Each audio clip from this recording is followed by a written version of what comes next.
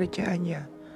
Kalau masih ada sesuatu yang belum dimengerti, tanya Radit aja, Run. Aku mulai duduk di samping ayah yang sedang menikmati secangkir kopi di sore ini. Ya, lumayan menguasai sih, ya. Hanya saja aku masih bingung membaca gambar bangunan. Untuk anggarannya, aku belum bisa hitung. Itu karena jurusan kuliahmu bukan teknik. Beda sama Radit yang tamat dengan lulusan terbaik. Ayah sangat memuji kerjaan Mas Radit. Dulu saja pujian itu juga untuk Mas Ferry. Terus gimana dong ya? Gak mungkin aku selamanya tergantung Mas Radit. Itu gunanya belajar. Gak ada kata terlambat buat belajar, nak. Aku tersenyum. Iya ya. Ini teh hangatnya, Non. Tiba-tiba Bi Ija meletakkan secangkir teh hangat di meja. Makasih, Bi. Teh itu langsung ku teguk. Pak Kala, saya minta izin besok pulang ke rumah. Ada tamu Radit datang. Aku langsung tersedak. Ini tisunya, Non. Bi Ija mengambil selembar tisu di meja, lalu menyodorkannya padaku.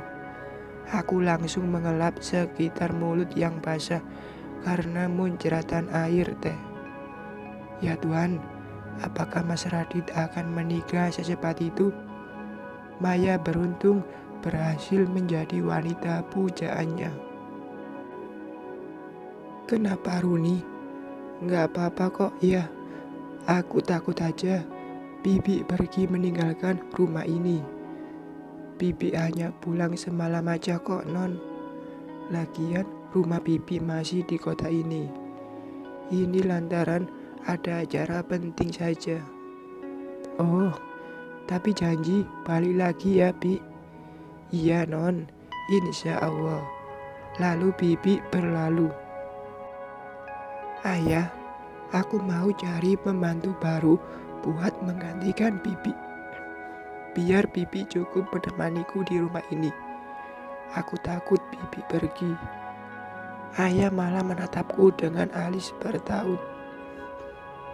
Aku serius, Ayah. Aku gak mau Bibi pergi. Kamu takut kesepian. Makanya cari calon suami dari sekarang. Tuh kan, Ayah memintaku sesuatu yang belum sanggup terpenuhi. Lagian untuk mencari suami lagi bukan perkara yang mudah. Karena aku pernah terluka dan sulit mempercayai seseorang. Kok diam? Aku belum siap ya. Aku takut, liriku. Runi, jangan jadikan kecewa dengan Ferry membuatmu trauma. Kamu masih muda. Lagian tidak semua lelaki jahat seperti Ferry. Tapi kebanyakan jahat ya. Itu karena kamu masih dibayang-bayangi dengan Ferry. Aku langsung terdiam, baru menyadari kalau ini benar. Sudahlah, Ayah juga tidak menuntut cepat karena kalian masih dalam proses perceraian. Tapi 4 bulan lagi, jangan lupa bawa lelaki itu ke Ayah, biar Ayah seleksi mana yang terbaik. Ya Ayah, entah dari mana lelaki itu akan muncul. Bahkan tidak ada gambaran siapa calon suamiku berikutnya, karena kurang bergaul. Pak Kala, maaf mengganggu. Tiba-tiba Mas Radit muncul sambil bawa map plastik. Oh Radit, ayo duduk. Gak ada yang terganggu dengan kedatanganmu kok. Ayah menyambut Mas Radit dengan ramah. Lalu Mas Radit duduk di kursi di sampingku. Hai Run, sapa Mas Radit dengan seuntai senyum. Hai Mas, balasanku. Jantung ini berdetak tak karuan. Apakah ini bertanda karena aku mulai mencintainya? Apakah cintaku bertepuk sebelah tangan? Ini laporan buat pengerjaan perumahan baru, Pak. Hanya saja ada sedikit kendala. Tanahnya masih bersengketa. Mas Radit meletakkan map plastik itu di meja. Loh, kok bisa membangun di lahan itu, Dit? Ayah mengambil map itu lalu membukanya. Ini Ferry yang mengerjakan proyek itu, Pak. Sebenarnya baru tahu kalau ada selisih laporan proyek yang diberikan Maya. Tadi Runi sudah pulang hingga saya memutuskan ke sini. Sudah berapa banyak yang dibangun? Baru 2 unit, Pak. Kita stop aja dulu, Mas, timbalku. Iya, Run, tapi masalahnya ada uang muka. Sudah diterima perusahaan. Jika batal, pasti nama baik perusahaan tercemar. Tapi ada satu jalan. Kita arahkan ke perumahan yang lain. Tapi kalau mereka tidak setuju, Mas, kita beri semacam potongan uang muka. Insya Allah pasti mereka setuju, karena lahannya masih di kota ini juga. Ya, saya setuju, jawab ayah. Mas Radit pantas mendapat kepercayaan ayah. Ia cepat tanggap dalam menyelesaikan masalah. Jangankan masalah perusahaan, masalah pribadiku saja, ia bisa bertindak di luar pikiranku. Oh ya, Pak Runi, besok saya minta izin tidak masuk kantor karena ada urusan penting bawa ibu pulang. Iya, gak apa-apa. Tadi Bija sudah minta izin kok, jawab ayah. Pasti acara pengenalan calon istri. Mas Radit, andaikan wanita itu aku. Kenapa kesadaran ini datang terlambat? Kesadaran jika aku takut kehilangan Bi Ija dan Mas Radit dalam hidup ini. Tepatnya takut jauh dan mereka membagi perhatian dengan gadis calon istri Mas Radit. Selama ini aku terlalu terlena dengan Mas Ferry hingga kecewa dirasa. Di kamar aku hanya menangis karena takut melihat Mas Radit menggandeng wanita lain. Mas, aku terlambat menyadari kalau aku mencintaimu. Pagi ini sarapan roti selai kacang dan nasi goreng sudah terhidang di meja. Bi Ija melakukan tugasnya sebelum pergi. Bahkan aku tak melihat kepergian Bi Ija. Ada selembar kertas yang terletak di atas meja dari Bi Ija. Non Runi, jangan telat makan. Tadinya Bibi mau buatkan susu, tapi Non belum bangun. Nanti susunya dingin, malah gak enak. Pilih susu kadar lemak rendah yang terletak di atas kulkas. Yang satu lagi susu buat Pak Gala. 3 sendok diseduh dengan air hangat. Besok insya Allah Bibi balik lagi. Bahkan untuk membuat susu saja aku belum pernah. Bi Ija sangat tahu hingga cara buat minuman itu diberi catatan. Aku sarapan sendirian. Ayah masih tidur setelah sholat subuh. Itu kebiasaan setiap hari setelah tidak masuk kantor. Sepi sekali menyetir mobil ke kantor. Ada rasa tidak semangat. Mungkin lantaran hari ini tidak bertemu Mas Radit. Aku sangat kalut. Melewati depan meja Maya, terlihat ia sedang sibuk dengan komputer. Melihatku, ia langsung menyapa. Ternyata wanita pujaan Mas Radit bukan Maya. Karena hari ini Maya masuk kantor, Aku mulai duduk dan menyalakan komputer, mencoba fokus dengan membuka file laporan untuk belajar. Kemarin laporan itu dikirim melalui email oleh Mas Radit. Tok, tok, tok. "Ya, masuk," sahutku. Pintu dibuka dari luar, ternyata Maya. Ia duduk di kursi depan mejaku. "Ya, Mai. Maaf, Bu. Saya mau minta izin, ada acara keluarga siang ini." "Hah? Apakah itu acaranya dengan Mas Radit?" Jadi benar, Maya adalah calon istri Mas Radit. Tuhan, ada rasa sesak di dada membayangkan semua itu. "Mas Radit." "Iya, saya izinkan, Mai," jawabku, berusaha dengan suara terdengar baik-baik saja. "Makasih, Bu. Untuk semua laporan sudah saya kirim ke email. Laporan itu sudah di ACC Pak Radit. Kalau gitu saya permisi dulu, Bu." Lalu Maya berlalu keluar dari ruanganku. Mendadak aku menangis, menumpahkan rasa sedih. Sedih takut kehilangan dan sedih melihat ia menjadi milik wanita lain. Apa yang harus aku lakukan? Aku tak punya siapa-siapa lagi selain ayah. Apakah nasib membuatku harus sendiri hingga akhir hayat?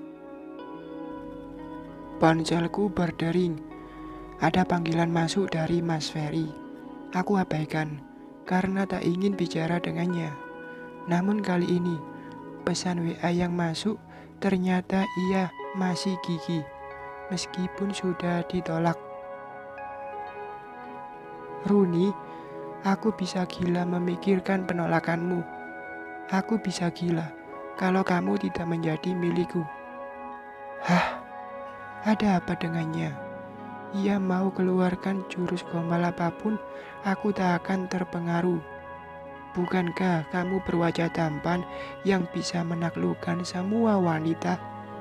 Gunakan itu. Aku sudah tak tertarik lagi dengan lelaki yang suka obral." "Runi, aku janji akan berubah dan hanya setia padamu. Aku janji." "Mas Ferry, aku mohon tolong tinggalkan aku. Sudahi semuanya, karena itu kesalahanmu yang tak bisa dimaafkan." "Tidak, aku tidak bisa. Itu bukan urusanku lagi. Aku sudah tidak mencintaimu karena aku mencintai Mas Radit. Entah kenapa aku mengakuinya ke Mas Ferry. Refleks saja mengetiknya, tapi kala ingin dihapus, sudah terlanjur dibaca." "Kamu bohong. Radit bukan sainganku. Ia hanya anak pembantu yang sekolah dari rasa kasihan orang tuamu, Runi. Kenapa ia tidak mempercayai ucapanku? Sudah jelas aku tidak menginginkan dia lagi, meskipun ia mengeluarkan sejuta rayuan. Ucapanmu jadi kenyataan, Mas. Aku mencintai Mas Radit. Mau ia anak pembantu atau bukan, hati ini tak bisa berbohong. Aku tidak terima kekalahan dari Radit. Kamu harus jadi milikku, Runi." Daripada berdebat lagi, nomor ponsel Mas Ferry segera aku blokir. Setidaknya aku sudah memberitahu alasanku tidak ingin kembali padanya. Percuma berdebat, karena ujung-ujungnya minta maaf dan ingin kembali. Aku berusaha fokus ke semua pekerjaan. Belajar mengendalikan perusahaan yang sudah memiliki beberapa cabang. Tidak begitu sulit, hanya terbentur dengan cara membaca sketsa bangunan. Siang ini tak ada rasa lapar. Saking memikirkan, pasti Mas Radit dan Maya sudah bertemu Bi Ijah. Pasti mereka sedang makan siang dan membicarakan pernikahan. Pasti mereka sedang bahagia, sementara aku sedih memikirkan takut kehilangan Mas Radit. Jangan nangis, Runi. Mereka belum menikah. Batinku mensugesti diri. Akan tetapi, ada sebuah ide muncul di benakku. Aku harus menarik perhatian Mas Radit. Aku akan merebutnya dari Maya. Ya, mereka belum menikah.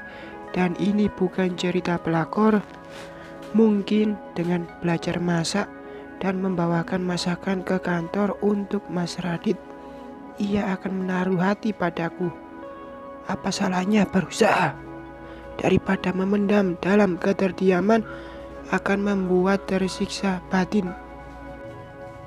Pulang kantor, aku singgah ke toko buku, membeli buku resep masakan. Tidak tanggung-tanggung, ada 5 buah buku diborong. Saking semangatnya melihat gambar yang tertera. Aku yakin pasti bisa. Setelah ini, aku akan ke supermarket membeli bahan-bahan yang diperlukan. Ini namanya cinta membawa semangat. Kala tak pernah menyentuh alat-alat dapur, kinilah saatnya akan dicoba dan semoga saja usahaku tidak sia-sia. Semangat, Runi, suaraku menyemangati diri.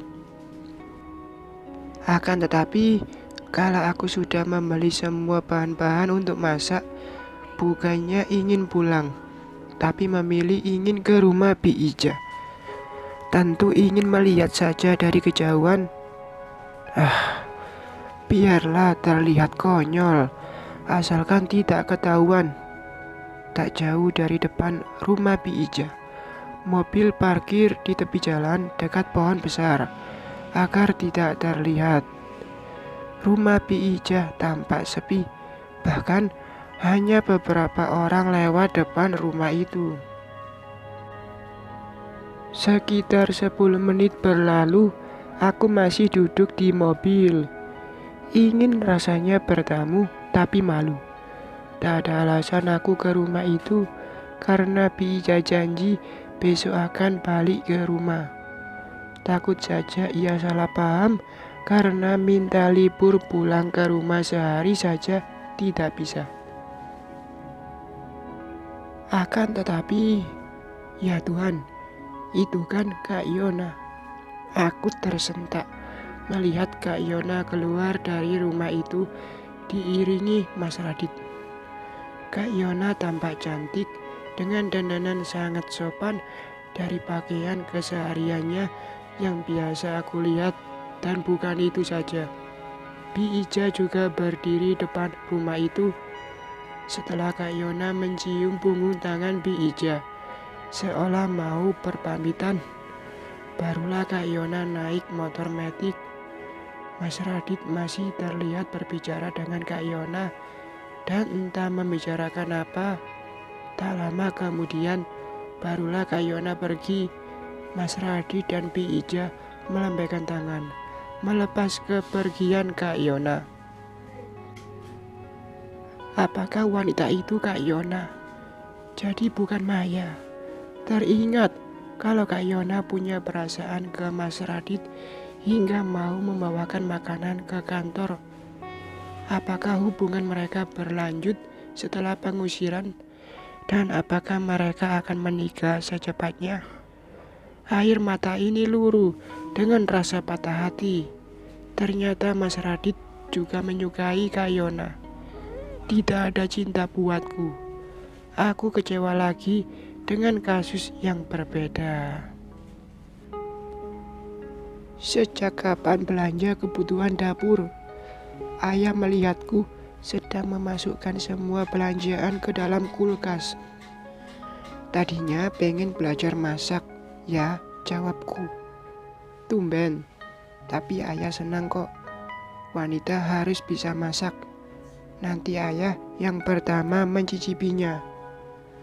Asik, ini aku juga beli buku-bukunya. Lalu aku mengeluarkan buku itu dari tas dan meletakkannya di meja. Wah, ini masakan kesukaan ayah, Run. Ayah menunjuk foto sampul buku. Rendang. Besok aku akan masakan itu untuk ayah. Berdua saja di rumah ini, senyum dipancarkan ke ayah dalam keadaan patah hati. Kak Yona pantas mendapatkan cinta Mas Radit karena mereka sama-sama baik. Assalamualaikum. Tiba-tiba kami dikejutkan dengan kedatangan Bi Ija dan Mas Radit. Bibi, Mas Radit, ucapku senang melihat mereka. Udah selesai urusannya, Bi. Sudah Pak Gala, jawab Bi Ija.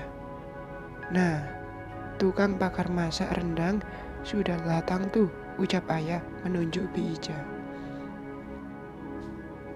Siapa yang mau rendang, Pak? Tanya Bi Ija. Runi mau belajar masak. Lihat nih, banyak buku resep masakan yang dibelinya. Ayah menunjuk ke buku-buku yang bertebaran di meja. Wah, bagus itu. Nanti aku akan bantu ajarin masak opor ayam, ujar Mas Radit. Emang Mas bisa? Bisalah. Dulu sering jualan opor ayam sambil kuliah, Run. Kok nggak pernah cerita? Lagian cuma jualan opor ayam kok. Kalau gitu, kita masak rendang sekarang aja. Mas Radit membuka kulkas dan mengeluarkan daging dan bahan-bahan lainnya. Aku senang melihatnya hari ini. Aku kira Bibi kembali besok. Aku senang Bibi cepat balik, ujarku ke Bi Ija. Urusannya udah selesai, Non. Bi Ija berlalu sambil membawa gelas kotor yang diambil dari atas meja. Ya udah, selesai nanti jangan lupa tukang cicip lagi nonton televisi. Lalu ayah berlalu. Iya, ayah. Mas Radit tersenyum menanggapi. Ingin sekali bertanya, siapa wanita itu? Maksudnya, ingin dengar langsung dari mulut Mas Radit. Jika Bu Asi adalah calon mertuanya, apa mungkin ia menerima Mas Radit? Setahuku, Bu Asi dan Kak Gina selalu memandang rendah Bi Ija yang hanya seorang pembantu. Mas, aku boleh nanya, tanya aku, sambil membuka kulit bawang menggunakan kuku. Boleh, tapi cara mengupas bawang bukan gitu, Run. Pakai pisau ini. Mas Radit memberikan pisau padaku. Oh, salah ya, Mas? Iya, gini caranya. Mas Radit mempraktekkan cara mengupas bawang dan kelihatannya sangat mudah. Aku nggak nyangka Mas bisa masak. Kadang makan beli belum tentu sehat. Oh, tadi mau nanya apa, Run? Siapa wanita calon istri Mas Radit? Tangan Mas Radit langsung terhenti mengupas bawang. Ia terpana menatapku. Tepatnya, kami beradu pandang beberapa saat. Oh Tuhan, andaikan wanita itu aku sudah tahu jawabannya, tapi masih juga berharap.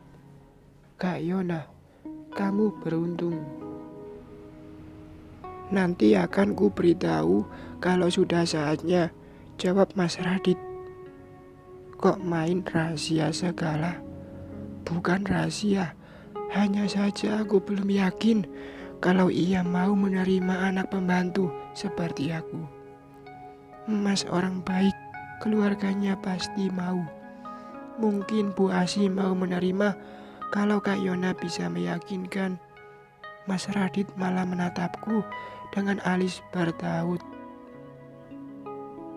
Ada yang salah, Mas? Enggak. Ayo kita masukkan santan dan bumbunya. Ini momen yang sangat bahagia.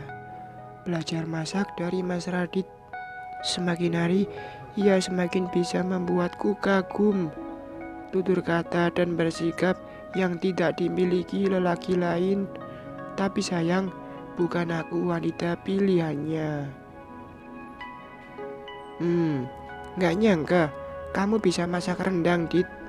Jarang-jarang lelaki bisa masak, puji ayah. kalau kami duduk bersama di meja makan ini. Itu juga ada campur tangan Runi, Pak. Iya, tapi hanya bantu mengaduk saja, timpalku. Ini jus timun buat turunin tensi, Pak. Bi Ija meletakkan 3 gelas jus timun di meja. Bi, ayo duduk makan bersama, ajakku. Lanjut aja, Non. Bibi masih ada kerjaan, tolak Bi Ija. Aku bangkit dari duduk lalu menarik tangan Bi Ija. Kerjaannya nanti aja. Aku mau Bibi juga makan bersama kita. Nanti kalau aku bisa masak, Bibi juga ikut makan bersama di meja ini. Tapi Non, Bi Ija, ayo duduk kita makan bersama. Bi Ija tidak bisa menolak karena kali ini ayah yang meminta. Aku senang, akhirnya ia mau makan bersama di meja ini. Setelah makan bersama, Mas Radit izin pulang. Kali ini aku akan mencoba mengangkat piring kotor, sekedar meringankan pekerjaan Bibi. Ayah benar, aku harus bisa mandiri mengurus diri sendiri tanpa bantuan dari orang lain, meskipun itu pembantu.